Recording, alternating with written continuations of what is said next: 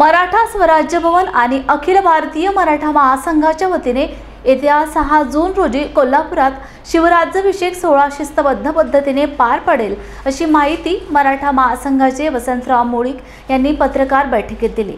बुधवार दिनांक 29 मे रोजी सायंकाळी 6 वाजता संगीत कला महर्षी अरविंद पवार यांचा शिवरायांच्या चरित्रावरील मालिका सादर करतील। 30 व 31 मे रोजी सायंकाळी 5:30 वाजता राजर्षी शाहू स्मारक भवन येथे प्रबोधनकार ज्ञानेश महाराज ज्येष्ठ पर्यावरण तज्ञ डॉक्टर मधुकर बाचुळकर यांचे व्याख्यान होईल। 5 जून रोजी पर्यावरण दिनानिमित्त वृक्षारोपण केले जाईल आणि गुरुवार दिनांक 6 रोजी शिवराज्याभिषेक सोहळा भव्य मिरवणूक निघणार असल्याचे मोळीक यांनी सांगितले। शिवराज्याभिषेकचा सोहळा हा 350वा आहे।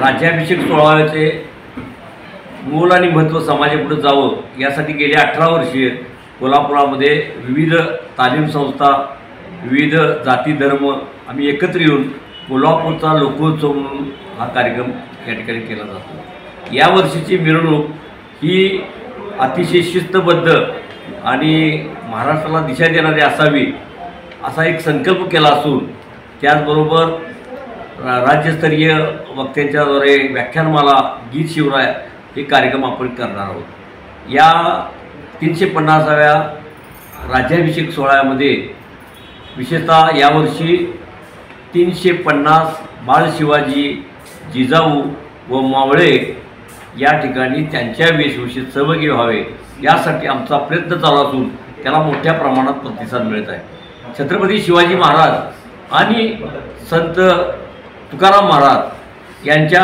दोघांच्यामध्ये जो स्वराज्य संकल्पनेचा शक्ती आणि भक्तीचा जो मिलाप झाला होता, संगम झाला होता, त्याचं दर्शन 1000 वारकरी सहभागी होऊन यामध्ये लोकांच्या पुढे येईल।